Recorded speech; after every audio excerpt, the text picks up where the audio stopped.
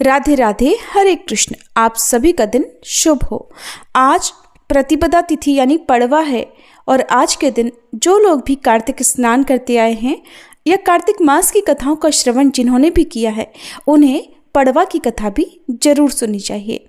इस दिन चिड़ा चिड़ी की कहानी सुनने की परंपरा है और आज के इस वीडियो में आप पड़वा के दिन सुनी जाने वाली सभी कथाएं सुनेंगे। आज प्रतिपदा तिथि दोपहर 2:54 पर समाप्त हो रही है। इसके बाद में द्वितीय तिथि प्रारंभ हो जाएगी और आज 6 नवंबर को ब्रह्म मुहूर्त सुबह 5:03 से 5:51 तक रहेगा। राहु काल दोपहर 1:30 बजे से 3 बजे तक रहेगा। आज से मार्गशीर्ष मास भी प्रारंभ हो गया है, तो अगर आप मार्गशीर्ष मास की कथाएं या फिर मार्गशीर्ष मास के प्रत्येक गुरुवार को सुनी जाने वाली माँ लक्ष्मी जी की कथाएं सुनना चाहते हो तो इनकी वीडियोस हमारे चैनल पर अलग से अपलोडेड है। अगर आप तक ये वीडियो समय पर नहीं पहुंच पाती हैं तो आप कम्युनिटी पोस्ट में हमारे व्हाट्सएप चैनल का लिंक भी देख सकते हैं, जिस पर क्लिक करके आप डायरेक्ट हमारे व्हाट्सएप ग्रुप से जुड़ जाएंगे और आपको सभी वीडियोज़ का लिंक व्हाट्सएप ग्रुप में आसानी से मिल जाएगा। चिड़ा चिड़ी की कहानी इस प्रकार है। एक बार 4 चिड़ियाँ थीं, चारों कार्तिक स्नान करती थीं। पड़वा आने पर चारों ने सोचा कि चलो खिचड़ी बनाएं। एक चिड़िया चावल लेकर आई, एक चिड़िया दाल लेकर आई, एक चिड़िया घी लेकर आई। सब ने मिलकर खिचड़ी बनाई। सब ने सोचा कि पहले कार्तिक स्नान कर लें, नहाकर आ जाएं, फिर सब साथ बैठकर खिचड़ी खाएंगी। तो पहले एक चिड़िया स्नान करके आई। उसे जोर की भूख लग रही थी, लेकिन बाकी चिड़िया अभी तक स्नान करके वापस नहीं लौटी थी, तो उसने खिचड़ी की भाप खा ली, यानी भाप सूंघ कर अपना पेट भर लिया। दूसरी चिड़िया आई, उसे भी भूख लगी थी, तो उसने पानी पी लिया। तीसरी चिड़िया ने खिचड़ी खा ली और चौथी चिड़िया ने बची हुई खुरचन खा ली। कुछ समय के बाद चारों चिड़िया मर गई। जिस चिड़िया ने भाप खाई थी वो तो राजा के घर राजकुमारी बनी।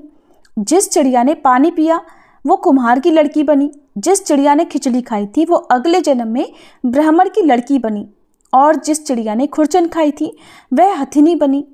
अब कुम्हार की लड़की राजा के यहाँ दासी बनी, ब्राह्मण की लड़की राजकुमारी की सहेली बनी, हथिनी भी राजा के यहाँ पर ही थी। राजकुमारी को पिछले जन्म की सारी बातें याद थी। राजकुमारी का विवाह हुआ।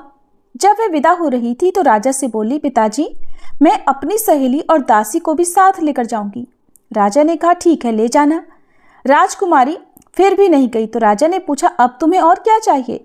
तो वह बोली, पिताजी मुझे हथिनी भी चाहिए। तो राजा ने अपने नौकर को हथिनी को लाने भेज दिया, क्योंकि वह हथिनी किसी के बस में नहीं आती थी, किसी के कहे अनुसार नहीं चलती थी। जब वह हथिनी नहीं उठी तो राजकुमारी खुद चलकर उसके पास गई और उसके कान में पिछले जन्म की बात कही, जिसे सुनते ही वह हथिनी उठकर खड़ी होकर चल पड़ी। ये देखकर राजा बड़ा हैरान हुआ। सोचने लगा कि ये तो मेरी बेटी नहीं है, क्योंकि ये तो जानवरों से बात करती है। राजा ने सोचा कि शायद मेरी बेटी के रूप में ये कोई और बहुरूपिया है। तब राजा ने क्रोध के मारे तलवार निकाल ली और कहा कि सच सच बता तू कौन है, नहीं तो मैं तेरी गर्दन काट दूंगा। तब राजकुमारी ने अपने पिताजी से अपने पिछले जन्म की सारी बात कही। ये सुनकर सभी को बहुत हैरानी हुई। तब वह राजकुमार जिससे राजकुमारी का विवाह हुआ था ये सब देख रहा था। तब वह राजकुमारी से कहने लगा कि अगर कार्तिक स्नान की इतनी महिमा है तब तो हम दोनों भी मिलकर जोड़े से कार्तिक स्नान करेंगे और खूब दान पुण्य करेंगे। चिड़ा चिड़ी की इस कहानी को सुनने के बाद गणेश भगवान की कहानी सुनने से ही कहानी का पूरा पुण्य मिलता है। अमर सुहाग और पीहर देने वाली गणेश भगवान की कहानी। एक बार की बात है, एक भाई और बहन थे। बहन का विवाह हो चुका था और भाई भी अपनी पत्नी के साथ अपने घर में रहा करता था। बहन का नियम था कि वो अपने भाई का चेहरा देखकर ही भोजन किया करती, इसलिए हर रोज वो सुबह उठती और अपनी ससुराल में घर का सारा काम जल्दी जल्दी करके अपने भाई का मुंह देखने के लिए उसके घर जाया करती। एक दिन रास्ते में एक पीपल के नीचे गणेश भगवान की मूर्ति रखी हुई थी। उसने भगवान के सामने हाथ जोड़कर कहा कि हे गणपति, मेरे जैसा अमर सुहाग और मेरे जैसा अमर पीहर सबको दीजिए। ऐसा कहकर वह आगे बढ़ जाती। जंगल की झाड़ियों के कांटे उसके पैरों में चुभा करते। एक दिन वह अपने भाई के घर पहुंची तो उदास होकर भाई का मुंह देखकर बैठ गई। भाभी ने पूछा, तुम्हारे पैरों में क्या हो गया है? ये सुनकर उसने भाभी को जवाब दिया कि भाभी, रास्ते में जंगल की झाड़ियों के गिरे हुए कांटे मेरे पाँव में चुभ गए हैं। सुनकर लड़की की भाभी ने अपने पति से कहा, कि सुनिए, आपकी बहन जब आती हैं तो रास्ते में झाड़ियों के गिरे हुए कांटे उनके पाँव में चुभ जाते हैं। आप रास्ते को साफ करवा दो। भाई ने तब कुल्हाड़ी लेकर सारी झाड़ियों को काटकर रास्ता साफ कर दिया, सारे कांटे भी हटा दिए। सफाई के कारण भगवान गणेश जी की मूर्ति का वो स्थान भी वहां से हट गया। अब तो ये देखकर भगवान गुस्सा हो गए और उसके भाई के प्राण हर लिए। लोग अंतिम संस्कार के लिए जब भाई को लेकर जा रहे थे तो उसकी भाभी रोते हुए लोगों से कहने लगी कि थोड़ी देर रुक जाओ, उनकी बहन आने वाली है। वो अपने भाई का मुंह देखे बिना नहीं रह सकती, उसका ये रोज का नियम है। तब लोग कहने लगे, आज तो देख लेगी, पर कल कैसे देखेगी। अब उधर रोज की तरह बहन अपने भाई का मुंह देखने के लिए जंगल में निकली। आज उसने देखा कि जंगल में तो सारा रास्ता साफ किया हुआ है। जब वह थोड़ा और आगे बढ़ी तो उसने देखा कि सिद्धिविनायक को भी वहां से हटा दिया गया है। तब उसने भाई के घर जाने से पहले गणेश जी को एक अच्छे स्थान पर रख दिया और हाथ जोड़कर बोली, हे भगवान, मेरे जैसा अमर सुहाग और मेरे जैसा अमर पीहर सबको देना। ऐसा बोलकर वह हर दिन की तरह आगे निकल गई। भगवान तब सोचने लगे कि अगर इसकी नहीं सुनी तो फिर हमें कौन मानेगा, हमें कौन पूजेगा। तब सिद्धिविनायक ने उसे आवाज दी, बेटी, इस खेजड़ी की 7 पत्तियां लेकर जा और उसे कच्चे दूध में घोलकर भाई के ऊपर छींटा मार देना, वो उठकर बैठ जाएगा। ये सुनकर जब बहन पीछे मुड़ी तो वहां तो कोई नहीं था। फिर वो सोचने लगी कि ठीक है, जैसा सुन लिया वैसा ही कर लेती हूँ। फिर वह 7 खेजड़ी की पत्तियां लेकर अपने भाई के घर पहुंची। वहां उसने देखा कि कई लोग बैठे हुए हैं, भाभी बैठी रो रही हैं और सामने ही भाई का शव रखा है। तब उसने पत्तियों को बताए हुए नियम के अनुसार भाई के ऊपर इस्तेमाल किया। भाई तुरंत उठकर बैठ गया। फिर भाई बहन से बोला कि मुझे बहुत ही गहरी नींद आ गई थी। तब बहन बोली कि ऐसी नींद तो किसी दुश्मन को भी ना आए, और उसने अपनी सारी बात अपने भाई को बता दी। फिर सभी ने मिलकर गणेश भगवान का धन्यवाद करके जय जयकार किया। आप सभी प्रेम से बोलिए, विघ्नहर्ता भगवान गणेश जी की जय। आज से लगभग 400 वर्ष पहले दिल्ली में परमेष्ठी नाम का एक काले रंग का कुबड़ा और कमजोर दर्जी रहता था। शरीर से कुरूप होने के बाद भी वो हृदय से भगवान का बड़ा सच्चा भक्त था। उसकी पत्नी का नाम था विमला। उसके एक बेटा और 2 बेटियां थीं। उसे अपनी पत्नी, अपने संतान आदि से कोई मोह नहीं था। भगवान नाम में उसकी प्रीति तो अपार थी। कपड़े सिलते सिलते वो हमेशा नाम जप किया करता। भक्त होने के साथ साथ परमेष्ठी अपने काम में पूरा निपुण भी था। सिलाई के बारीक काम के लिए वह बहुत प्रसिद्ध था। बड़े बड़े अमीर नवाब उसी से अपने वस्त्र सिलवाते थे। बादशाह को भी उसी के सिले हुए वस्त्र पसंद आते। एक बार बादशाह के सिंहासन के नीचे 2 बढ़िया गलीचे उनके पैर रखने के लिए बिछाए गए, लेकिन बादशाह को वे गलीचे पसंद नहीं आए। उन्होंने 2 तकिए बनाने का विचार किया। बहुमूल्य मखमल मंगाकर उस पर सोने के तारों के सहारे हीरे, मणिक, मोती आदि जड़वाए गए। जड़ाऊ काम बादशाह को पसंद आ गया। परमेष्ठी को बुलवाकर बादशाह ने वो कपड़ा उन्हें दिया और उसके 2 तकिए बनाने का आदेश दिया। परमेष्ठी वो रत्न जड़ित वस्त्र लेकर घर आ गए। घर आकर परमेष्ठी ने उस वस्त्र के 2 खोल बनाए। दोनों में इत्र से सुगंधित रुई भरी। तकियों के ऊपर रत्नों के बने हुए फूल पत्ते जगमग करने लगे और इत्र की सुगंध से पूरा घर भर गया। ऐसे तकिए भला दर्जी अपने घर में कैसे रखे? वह उन्हें बादशाह के यहाँ ले जाने को उठ खड़ा हुआ। तकियों को उठाकर हाथ में लेते ही परमेष्ठी ने ध्यान से उन रत्नों की छटा देखी तो उनके मन ने कहा, आहा, कितने सुंदर हैं ये तकिए। क्या ये एक सामान्य मनुष्य के योग्य है? इनके अधिकारी तो भगवान वासुदेव ही हैं। जैसे जैसे इत्र की सुगंध नाक में पहुंचने लगी, वैसे वैसे ये विचार मन में और दृढ़ होने लगा। मन में अब द्वंद्व चलने लगा। वो कारीगरी किस काम की जो भगवान की सेवा में ही न लगे? लेकिन मैं क्या करूं? तकिए तो बादशाह के हैं। मन के असमंजस ने ऐसा रूप ले लिया कि परमेष्ठी को पता ही नहीं चला कि वो कहाँ है, क्या कर रहा है। और उस दिन श्री जगन्नाथपुरी में रथ यात्रा का महोत्सव था। परमेष्ठी एक बार जाकर रथ यात्रा का महोत्सव देख आया था और आज भावावेश में जैसे रथ यात्रा का वह प्रत्यक्ष दर्शन करने लगा। परमेष्ठी देख रहा है श्री जगन्नाथ जी रथ पर विराजमान हैं। सहस्त्रों नर नारी रस्सी पकड़कर रथ को खींच रहे हैं, कई पीछे से ठेल रहे हैं, कीर्तन हो रहा है, जय जयकार गूंज रहा है। सेवक गण एक के बाद एक वस्त्र बिछाते जा रहे हैं। श्री जगन्नाथ जी एक वस्त्र से दूसरे वस्त्र पर पधारते हैं और अचानक रथ के कठिन आघात से जगन्नाथ जी के नीचे बिछाया हुआ वस्त्र फट गया। अब सेवक मंदिर में तुरंत दूसरा वस्त्र लेने दौड़ पड़े, लेकिन उन्हें देर होने लगी। परमेष्ठी से ये दृश्य देखा नहीं गया और उन्होंने बड़ी तेजी से 2 तकियों में से एक जगन्नाथ जी को अर्पण कर दिया। प्रभु ने उसे स्वीकार कर लिया। ये देखकर परमेष्ठी के आनंद का पार नहीं रहा और वह आनंद के मारे दोनों हाथ उठाकर नाचने लगा। परमेष्ठी ने स्वप्न नहीं देखा था, सचमुच रथ यात्रा में उधर भगवान जगन्नाथ स्वामी के नीचे का एक वस्त्र फट गया था और पुजारियों ने देखा कि किसी भक्त ने रथ पर एक बहुमूल्य रत्न जटित तकिया प्रभु को चढ़ा दिया है। यहाँ होश में आकर परमेष्ठी ने क्या देखा कि एक तकिया गायब है। उन्हें बड़ा आनंद हुआ। सर्वांतरामी प्रभु ने उसके हृदय की बात जानकर एक तकिया स्वीकार कर लिया और अब भला उसे किसी से क्या भय। शूद्र ब्राह्मण उसके प्राण ही तो ले लेगा, वो कहाँ मृत्यु से डरता है। उसके दयामय प्रभु ने उस पर इतनी बड़ी कृपा की, वो तो मारे आनंद के कीर्तन करता हुआ नाचने लगा। उधर बादशाह के सिपाही उन्हें बुलाने आए। एक तकिया लेकर वो बादशाह के पास पहुंचे। बादशाह तकिए की कारीगरी देखकर बड़ा संतुष्ट हुआ। फिर उसने कहा, दूसरा तकिया कहाँ है। परमेष्ठी दर्जी तो मानो तैयार ही बैठे थे, बिना डरे कहने लगे, उसे तो नीलाचल नाथ श्री जगन्नाथ स्वामी ने स्वीकार कर लिया।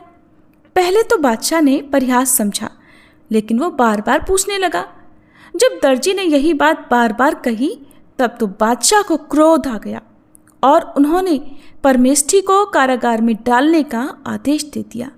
अब परमेष्ठी कारागार की अंधेरी कोठरी में पड़े पड़े प्रभु का स्मरण कर रहे थे। अचानक उनके हाथों में लगी हथकड़ी टूट गई। तड़ाक तड़ाक करके बेड़ियों के टुकड़े टुकड़े उड़ गए। भड़भड़ाकर बंदी गृह की कोठरी का द्वार भी अपने आप खुल गया। परमेष्ठी के सामने एक अपूर्व ज्योति प्रकट हुई और दूसरे ही क्षण शंख चक्र गदा पद्मधारी प्रभु ने उन्हें दर्शन दिया।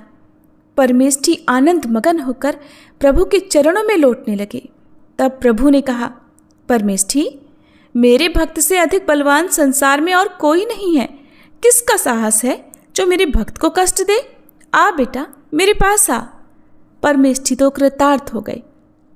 प्रभु ने अपने चरणों पर गिरते हुए उन्हें उठाया, उनके मस्तक पर अपना अभय कर रखा और उन्हें मुक्त करके वे वहीं अंतर्ध्यान हो गए।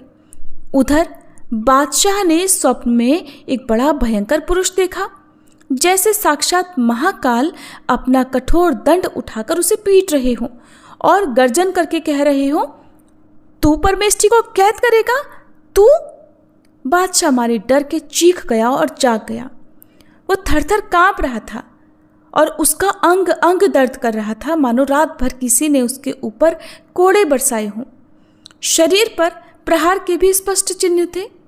सवेरा होते ही उसने मंत्रियों से अपने स्वप्न की बात कही।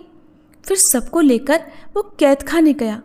वहां जाकर उसने क्या देखा, पहरेदार सोए पड़े थे, लेकिन परमेष्ठी की हथकड़ी बेड़ी टूटी हुई थी और उनके शरीर से दिव्य तेज निकल रहा था। वे ध्यान में मगन थे और ध्यान जैसे ही टूटा वे व्याकुल होकर रोने लगे। बादशाह को ये देखकर बड़ा आश्चर्य हुआ और उसने परमेष्ठी से हाथ जोड़कर क्षमा मांगी। तरह तरह के वस्त्राभरणों से सुसज्जित करके हाथी पर बिठाकर गाजे बाजे के साथ उन्हें शहर लाया। बहुत सारा धन देकर विदा किया उन्हें। चारों ओर भक्त परमेष्ठी की जय जयकार होने लगी। परमेष्ठी को लेकिन ये मान प्रतिष्ठा बिल्कुल भी अच्छी नहीं लगी। प्रतिष्ठा से बचने के लिए वह दिल्ली छोड़कर किसी दूसरी जगह चले गए और वहीं रहकर उन्होंने अपना पूरा जीवन भगवान के भजन पूजन में व्यतीत कर दिया। सभी बोलिए भक्त दर्जी परमेष्ठी जी की जय। पुणे के पास एक गांव है जिसका नाम पुरंदरपुर है। पुरंदरपुर गांव में एक बार एक ब्राह्मण रहते थे। उच्च वशिष्ठ कुल में ब्राह्मण जी का जन्म हुआ था। उनका स्वरूप ब्राह्मणों के समान था। तिलक लगाना, शिखा रखना आदि उनके गुण तो थे, परंतु उनका स्वभाव वैसा नहीं था। उनका स्वभाव वैश्यों से मिलता था। वैश्य जिन्हें हम व्यापारी भी कहते हैं, और वे सामान्य व्यापारी की तरह गल्ले पर बैठते थे और पैसों को ब्याज पर दिया करते थे। अब ब्राह्मणों के कुछ नियम भी होते हैं, जैसे संध्या वंदन करना, ग्रंथों का अध्ययन करना, आचार्य विचार का ध्यान रखना, यज्ञ करना। लेकिन उन ब्राह्मण में इनमें से एक भी गुण नहीं थे। जिस तरह व्यापारी स्वभाव से कंजूस होता है, वो भी बहुत कंजूस थे। युवावस्था में इनका विवाह हुआ और इनकी संपत्ति को देखकर एक प्रतिष्ठित ब्राह्मण की पुत्री से इनका विवाह करा दिया। अब स्वभाव से तो ये बहुत कंजूस थे ही, अपनी कंजूसी के कारण इन्होंने एक दिन अपनी पत्नी के सारे आभूषण भी उतार लिए, ये कहते हुए कि तुम अगर रोज धारण करोगी तो ये धीरे धीरे घिस जाएंगे। पत्नी ने उनकी बात का अनुसरण करते हुए सारे आभूषण उतारकर उन्हें दे दिया और गले में सिर्फ एक मंगलसूत्र ही उन्होंने धारण किए रखा। ब्राह्मण देवता ने अपनी पत्नी से अब उस मंगलसूत्र को देखकर उसे भी उतारने को कहा। वे बोले, तुम जानती नहीं हो ये बहुत अमूल्य है, रोज रोज पहनोगी तो खराब हो जाएगा। एक काम करो, इसे उतारकर अलमारी में रख दो। पत्नी ने उनकी ये बात नहीं मानी। बोली, ये तो मेरे सुहाग का आभूषण है, मैं ऐसे नहीं उतार सकती। अब तो ब्राह्मण देवता नाराज हो गए। इतने नाराज हो गए कि उनकी दशा ये हो गई कि वो अब अपनी पत्नी के हाथ का बना खाना नहीं खाते, अपनी दुकान पर चले जाते और वहाँ लड़कों से कहते, जा अपने घर से खाना बनवा कर लेकर आओ। ब्राह्मण देवता की इस अवस्था से उनकी पत्नी को बड़ा दुख हुआ। फिर एक रात उन्होंने अपने पति से कहा, आपने घर पर भोजन करना छोड़ दिया, ये तो बताओ आप कैसे मानोगे। ब्राह्मण देवता ने कहा, बस इस आभूषण को उतार दो। पत्नी ने अपने पति को मनाने के लिए सारे आभूषण उतार दिए, सिवाय उनकी नाक की सोने की कील के। ब्राह्मण देवता की पत्नी बड़ी सात्विक थी, नाम जप करती थी, ठाकुर जी की सेवा किया करती थी। इतना ही नहीं, ब्राह्मण देवता की पत्नी तीर्थ यात्रा पर भी जाया करती थी, परंतु अपने मायके वालों के साथ, क्योंकि पति ब्राह्मण देवता तो अति कंजूस थे। वे उन्हें कभी तीर्थ यात्रा पर लेकर ही नहीं गए। जब भी वो अपने मायके जाती, वहां से तीर्थ यात्रा पर भी चली जाती थी। अब एक बार भगवान विट्ठल ने ब्राह्मण देवता की सारी गतिविधियां, उनका कंजूस स्वभाव और पत्नी की भक्ति को देखकर उनकी परीक्षा लेने के लिए ब्राह्मण रूप धारण कर लिया।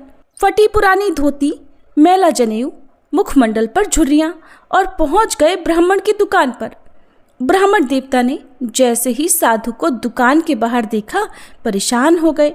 बोले, अरे ये तो जरूर कुछ मांगने आया होगा, तन पर नहीं है लत्ता और चल दिए कलकत्ता। कहो क्या लेने आए हो। साधु ने कहा, बहुत गरीब हूँ, मेरी बेटी का ब्याह है, मुझे कुछ धन दे दीजिए या फिर कुछ सामान ही दे दीजिए। ब्राह्मण देवता बोले, अरे मैं तुम्हें कहाँ से दूँ, मेरा तो खुद का कुर्ता फटा है, मेरे पास कुछ नहीं है भैया, यहाँ से चलते बनो। ठाकुर जी तो अड़ गए और कहने लगे, मैं ऐसे नहीं जाऊँगा, मेरी बेटी का ब्याह है, मैं कुछ तो लेकर जाऊँगा। अब की बार ठाकुर जी ने फिर से कहा, अच्छा तो मुझे कुछ काम ही दे दीजिए, मैं कुछ काम कर लूँगा। ब्राह्मण देवता बोले, नहीं नहीं, इसकी कोई जरूरत नहीं है, नौकरशाही करके सारा काम हो गया है, आप बस यहाँ से पधारिए। कुछ देर के बाद ब्राह्मण देवता बोले, मैं इतना कर सकता हूँ कि कोई मूल्यवान वस्तु यहाँ रखो और पैसा ले जाओ, और जब पैसा हो जाए तो अपनी वस्तु यहाँ से वापस ले जाना। ठाकुर जी कहने लगे, ठीक है, मैं थोड़ा ढूंढ कर लाता हूँ। अब भगवान भी तो अपने भक्तों के साथ खेलते हैं, जैसा उनका स्वभाव होता है बिल्कुल वैसा ही खेल वो उनके साथ खेला करते हैं। भगवान ने भी इस परिस्थिति में वैसा ही किया। अब ठाकुर जी ब्राह्मण देवता के घर पहुँचे और वहाँ जाकर रोने लगे। इतना रोए कि ब्राह्मण देवता की पत्नी घर से बाहर आई और बोली, अरे ब्राह्मण देवता, आप इतना क्यों रो रहे हो? क्या बात है? ठाकुर जी ने कहा, छोटी सी मेरी लाली बड़ी हो गई है, अब मुझे उसका ब्याह करना है, किंतु मेरे पास तो पैसा ही नहीं है और मुझे कोई सहायता भी नहीं मिल पा रही। मैंने बहुत कोशिश की, अब मेरे पास केवल घर बचा है और अगर तुमने मेरी मदद नहीं की तो मैं यहीं अपने प्राण त्याग दूंगा। मेरी जेब में जहर रखा है, जहर। ब्राह्मण की पत्नी इस बात को सुनकर बहुत भावुक हो गई और ये तो भक्ति का स्वभाव ही होता है। जिसकी पीड़ा देखकर वो भावुक हो उठते हैं, उनके नेत्र सजल हो जाते हैं। ब्राह्मण देवता की पत्नी के भी नेत्र उन ब्राह्मण को देखकर सजल हो गए। उन्होंने कहा, मेरे पतिदेव ने मुझ पर बहुत प्रतिबंध लगाए हैं, इसलिए मैं आपकी कोई सहायता नहीं कर सकती। इतना सुनकर ठाकुर जी तो बेहोश होने लगे। बोले, लो, मैं अभी जहर खा लेता हूँ, अब मेरे पास कोई रास्ता नहीं बचा है। ये सुनकर ब्राह्मण देवता की पत्नी ने उनके चरण पकड़ लिए और बोली, अरे रे, आप ऐसा मत कीजिए। और तुरंत अपनी नाक की सोने की कील उतारकर कहने लगी, ये ले जाइए, अधिक तो नहीं मिलेगा, हाँ लेकिन थोड़ी बहुत सहायता जरूर हो सकती है। अब वह साधु आभूषण लेकर उसी ब्राह्मण की दुकान पर पहुंच गए और बोले, लो, ये आभूषण रखो और इसके बदले मुझे कुछ रुपए दे दो। ब्राह्मण देवता तो थे ही कंजूस, वे अपनी पत्नी के एक एक आभूषण के बारे में जानते थे। जब उन्होंने सोने की कील देखा तो पूछा, ये तुम्हें कहाँ से मिली? ब्राह्मण देवता समझ गए कि ये तो उनकी पत्नी की ही कील लगती है। तब ठाकुर जी कहने लगे, आपको क्या लेना देना, तुम तो ये रखो और बस मुझे पैसे दे दो, मेरी बेटी का ब्याह है, मुझे जाना है। ब्राह्मण देवता ने 3-4 बार बड़ी बारीकी से उस कील को देखा। उनके मन में बार बार यही बात आ रही थी, हो ना हो ये तो मेरी पत्नी की ही कील है, लेकिन मेरी पत्नी किसी को कील क्यों देगी? ये सोचकर उन्होंने उस कील को तिजोरी में रख लिया और जो भी धन बन पाया उसे साधु बने ठाकुर जी को दे दिया। अब ठाकुर जी धन लेकर वहां से चले गए। ब्राह्मण देवता उस कील को देखकर समझ गए थे कि हो न हो ये आभूषण तो उनकी पत्नी का ही है। उन्होंने दोनों हाथ जोड़कर कहा, अब जाकर मुझे पता चला, अच्छा हुआ मैंने उनके सारे आभूषण उतरवा लिए थे, वरना ये तो सब कुछ दान कर देती। ब्राह्मण देवता की दुकान में एक मुनीम काम करता था जो ब्राह्मण की पत्नी को बहुत मानता था। वो उनके घर पहुंचा और पूछा, मैया, क्या आज आपने किसी को सोने की कील दान में दी थी? तो उन्होंने कहा, हाँ, आज एक ब्राह्मण आया था, उसकी पुत्री का विवाह था और उसके पास कुछ भी नहीं था, इसलिए मैंने उसे वो दान में दे दी। मुनीम ने कहा, वो ब्राह्मण उस कील को आपके ही पति को गिरवी रखकर कुछ पैसे लेकर गया है। अब तो ये बात सुनते ही ब्राह्मण की पत्नी बहुत डर गई, कहने लगी, अब तो मेरे पतिदेव बहुत गुस्सा करेंगे घर आकर, अब मैं क्या करूं? अब तो ब्राह्मण की पत्नी ने मारे डर के मणिमा पांडुरंग भगवान को याद किया। हे भगवान, मेरी लाज रखो, मेरी रक्षा करो। हे ठाकुर जी, ये आपने कैसा खेल खेला है? पहली बार मैंने एक ब्राह्मण की पुत्री के विवाह के लिए दान किया और आज ही धर्म संकट आ गया, मेरी रक्षा कीजिए प्रभु। ब्राह्मण की पत्नी अपने पति से बहुत डरती थी। उन्होंने तुरंत विष का पात्र ले लिया और कहने लगी, मैं अपने पति का क्रोध सहन नहीं कर पाऊंगी। उनके घर में ठाकुर जी की तस्वीर थी।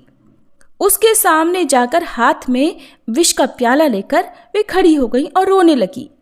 इतने में ही एक चमत्कार हुआ। ऊपर से नाक का एक आभूषण विष के पात्र में गिर गया और जैसे ही खन्न की आवाज हुई, नेत्र खोलकर उन्होंने अपने हाथ को पात्र में डाला, वही नाक की कील उनके हाथ में आ गई। इतने में ही ब्राह्मण देवता ने घर में प्रवेश किया। वे तो बड़े क्रोध में थे। आते ही बोले, एक साधन ढूंढोगे, इसे क्यों दिखाऊं, इसकी पिटाई लगाऊं। पत्नी कमरे के भीतर जाकर अब पीछे से जल्दी से किवाड़ बंद करने लगी। तब तक ब्राह्मण देवता आकर मारे क्रोध के खटखटाने लगे। बोले, खोल दरवाजा, आज तो मैं तेरी पिटाई करूंगा। ब्राह्मणी बोली, नहीं खोलूंगी। तो ब्राह्मण देवता बोले, तो फिर तुमने मुझे बताए बिना दान कैसे किया? पत्नी ने पूछा, क्या दान कर दिया? ब्राह्मण देवता बोले, तुमने मेरी नाक की कील दान में दी थी ना? पत्नी ने झट हाथ आगे कर दिया और कहा, ये है नाक की कील। ब्राह्मण देवता ने पत्नी के हाथ से वो कील लेकर देखा तो बोले, ये कील तुम्हारे पास कैसे आई? ब्राह्मण की पत्नी बोली, ये कील तो मेरे ही पास थी, बहुत दिनों से साफ नहीं थी, इसीलिए मैंने नाक से उतार ली थी। ब्राह्मण देवता ने फिर कहा, ऐसा हो ही नहीं सकता, मैंने तो आज ही इस कील के बदले मनचाहा धन दिया था और वो कील तो मेरी तिजोरी में रखी है, दूसरी ये कील मेरे पास है। ब्राह्मण देवता उसी समय बात का पता लगाने अपनी दुकान में जा पहुंचे। तिजोरी खोली और जैसे ही तिजोरी खोली वो कील वहां पर नहीं थी। ब्राह्मण देवता समझ गए कि ये कोई स्वप्न नहीं है, ये तो कुछ और ही था। उनके नेत्र सजल हो गए। ब्राह्मण देवता ने अपनी पत्नी से अनुरोध किया, मुझे सच सच बताओ, ये क्या है? पत्नी बोली, सच बताऊं? बोले, हाँ बताओ। पत्नी ने कहा, मैंने ही ब्राह्मण देवता को अपनी सोने की कील उनकी पुत्री के विवाह के लिए दान में दे दी थी। इतने में ब्राह्मण देवता बोले, अच्छा, वो ब्राह्मण जो मैले कपड़े पहने था, धोती फटी हुई थी? पत्नी बोली, हाँ हाँ वही ब्राह्मण। ब्राह्मण देवता बोले, सोने की कील तो मेरी तिजोरी में रखी थी, तब ये बताओ कि मेरे पास कैसे आई? ब्राह्मण की पत्नी सच बताने लगी, जब मैंने देखा आप क्रोध के मारे घर आ रहे हैं तो मैंने सोचा कि आप आएंगे, मुझे डांटेंगे, मारेंगे। सोचा मैं ही अपने प्राण त्याग दूं। तो मैं पांडुरंग जी के सामने रुदन करते हुए विष का प्याला हाथ में लेकर पहुंची। मेरा इधर विष ग्रहण करना हो रहा था और उसी समय आपका आना हो रहा था। उसी समय आकाश से नाग की ये कील मेरे विष के प्याले में गिर गई। ब्राह्मण देवता को जानकर बड़ा दुख हुआ और वे विलाप करने लगे। बोले, मैं कितना अधम हूँ, नीच हूँ। मैंने जीवन में कभी दान पुण्य दर्शन नहीं किया, फिर भी भगवान कितने कृपालु हैं जिन्होंने मुझे स्वयं दर्शन दिए। अब ब्राह्मण देवता ने विचार किया कि अब ये जीवन किसके लिए जिए।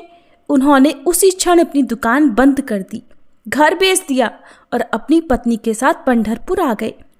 पंढरपुर में आकर भगवान विठल के सामने बहुत रोए, गिड़गिड़ाए और कहने लगे, नाथ, आपने तो मुझ जैसे पापी को भी दर्शन दिए।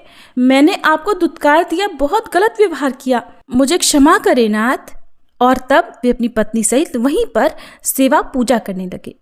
दर्शन योग की बात तो यह है कि मनुष्य अच्छे से अच्छे व्यक्ति में भी कमियां ढूंढ लेता है और भगवान अधम से अधम, नीच से नीच व्यक्ति में भी एक गुण देख लेते हैं और उस व्यक्ति का उद्धार कर लेते हैं।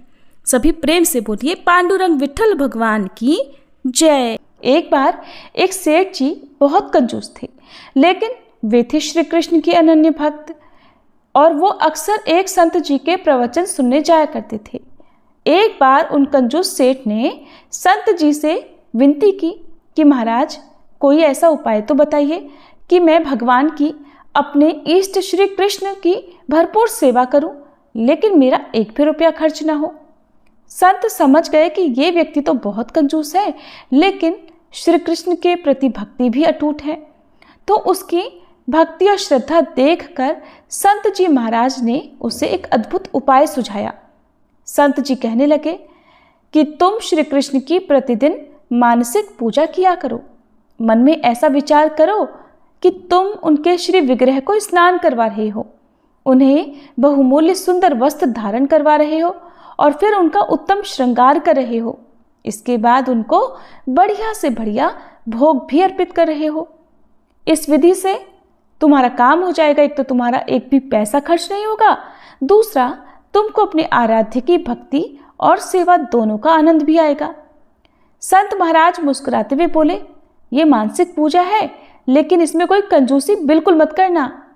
संत की बात मानकर सेठ जी ने श्री कृष्ण की अब मानसिक पूजा आरंभ कर दी। सेठ जी का तो काम बन गया था।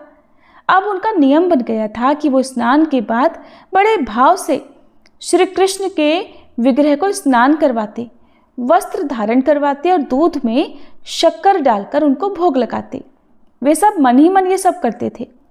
अपनी मानसिक पूजा के इस नियम को करते हुए उन्हें कई वर्ष बीत गए। अब तो सेठ जी को कई बार अनुभूति होती कि मानो स्वयं श्री कृष्ण स्वयं उनका भोग ग्रहण करते हो। एक बार की बात है, सेठ जी ने श्री कृष्ण को स्नान करवाया और स्नान कराने के बाद उनका बहुत सुंदर श्रृंगार किया और श्रृंगार करने के बाद जैसे ही भोग के दूध में शक्कर डाल रहे थे तो उन्होंने 1 चम्मच की जगह 2 चम्मच शक्कर डाल दी। अब ये सब भाव वो मन से कर रहे थे, मन से ही दूध और दूध में शक्कर डाल रहे थे। अब जब उन्होंने आज 1 की बजाय 2 चम्मच शक्कर दूध में डाल दी तो सेठ जी तो थे ही कंजूस, कंजूस नहीं बल्कि महाकंजूस। अब सेठ के मन में विचार आया कि 1 चम्मच शक्कर तो आज ज़्यादा डाल दी, चलो एक काम करता हूँ, 1 चम्मच शक्कर वापस निकाल लेता हूँ, किसी और काम आएगी। अब देखिए भाव, सेठ जी मानसिक पूजा करते थे और मानसिक पूजा में भी आज जब उन्होंने कमी की और वो दूध में डला हुआ 1 चम्मच शक्कर वापस निकालने लगे तो उन्हें ऐसा लगा कि मानो श्री कृष्ण ने उनका हाथ पकड़ लिया हो और श्री कृष्ण कहने लगे, रहने दे ज़्यादा शक्कर, तुमने तो मेरी पूजा में 1 पैसा भी खर्च नहीं किया, मानसिक पूजा करते हो और मानसिक पूजा में भी तुम्हारी कंजूसी की आदत जाती नहीं है। भगवान का स्पर्श पाकर सेठ जी तो धन्य हो गए। प्रभु के स्पर्श का एहसास उनके लिए अकल्पनीय था। उनके नेत्रों से आंसू बहने लगे। उन्होंने अब अपनी मानसिक पूजा के बल पर ही तो भगवान के दर्शन पा लिए थे। इसीलिए तो कहते हैं भगवान तो बस भक्तों के अधीन होते हैं और भाव के भूखे होते हैं, फिर आप उनसे चाहे कुछ भी करवा सकते हैं। श्री कृष्ण के भक्त रसखान के बारे में तो आप सभी ने सुना होगा। उनके बारे में ऐसा कहा जाता है कि एक बार रसखान जी अपने उस्ताद के साथ मक्का मदीना जा रहे थे। रसखान जी के उस्ताद कहने लगे, रास्ते में आगे हिंदुओं का तीर्थ वृंदावन आने वाला है और वहाँ के बारे में कहा जाता है कि वहाँ पर एक काला नाग रहता है जो लोगों को डस लेता है। इसलिए रसखान, तुम वहाँ पहुँचने पर आगे पीछे दाएं बाएं मत देखना, नहीं तो वो काला नाग डस लेगा। तू बस सीधे मेरे पीछे पीछे चलते रहना। उस्ताद की बात सुनकर रसखान जी के मन में इच्छा जागृत हो गई कि क्या वो काला नाग मुझे नजर आएगा। अब जैसे ही वृंदावन पहुंचे, उस्ताद ने एक बार फिर से चेताया कि रसखान, इधर उधर कहीं नहीं देखना, सीधे मेरे पीछे पीछे आना और रसखान जहाँ पर रहना ध्यान से रहना, ध्यान रखना यहाँ पर काला नाग रहता है। इधर लीलाधारी श्री कृष्ण की लीला शुरू हो गई। रसखान जी तो थे ही भक्त। रसखान जी को कभी दाएं से तो कभी बाएं से बांसुरी की मधुर धुन सुनाई देने लगी। अभी बांसुरी की धुन से ही वशीभूत हो रहे थे कि इतने में पायल की छन छन झंकार भी सुनाई देने लगी। उस्ताद ने तो कह रखा था कि दाएं बाएं आगे पीछे कहीं मत देखना, नहीं तो काला नाग नजर आएगा।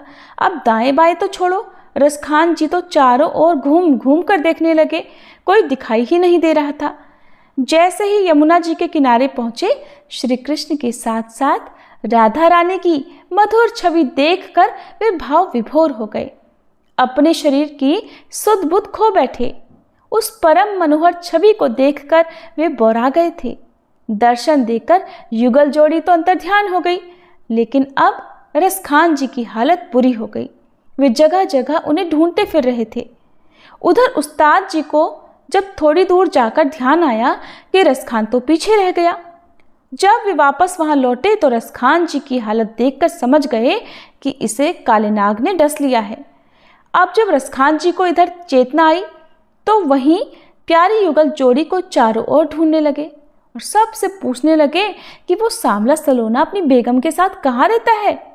किसी भक्त ने उनको श्री कृष्ण के मंदिर का पता बता दिया, लेकिन दूसरे धर्म के होने के कारण उनको मंदिर में प्रवेश नहीं मिला, तो वो भूखे प्यासे 3 दिन तक मंदिर के बाहर ही पड़े रहे। कहते हैं कि तीसरे दिन स्वयं श्री कृष्ण दूध और भात का कटोरा लेकर उन्हें खिलाने आए थे।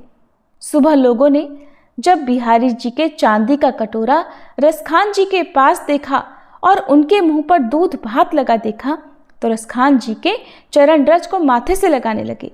रसखान जी ने श्री कृष्ण की भक्ति में बहुत सारे पद लिखे हैं।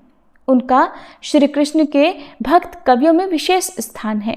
रसखान जी ने कहा है, मानुस हो तो वही रसखान, बसो मिली गोकुल गांव के ग्वारन, जो पशु हो तो कहा बस मेरो, चरो नित नंद की धेनु मझारन, पाहन हो तो वही गिरी को, जो धर्यो कर छत्र पुरंदर धारन। जो खग हो तो बसेरो करो मिली, कालिंदी कूल कदम्ब की डारन। ये थी आज की कथाएं। सभी प्रेम से बोलिए भक्त कंजूस सेठ की जय, भक्त रसखान कवि की जय। जय जय तुलसी भगवती सत्यवती सुखदानी। नमो नमो हरि प्रेसी श्री वृंदावन खानी। श्री हरिशीष विरजनी देहु अमर वर अम्ब। जनहित हे वृंदावनी अब न करहु विलंब। धन्य धन्य श्री तुलसी माता, महिमा अगम सदा श्रुति गाता।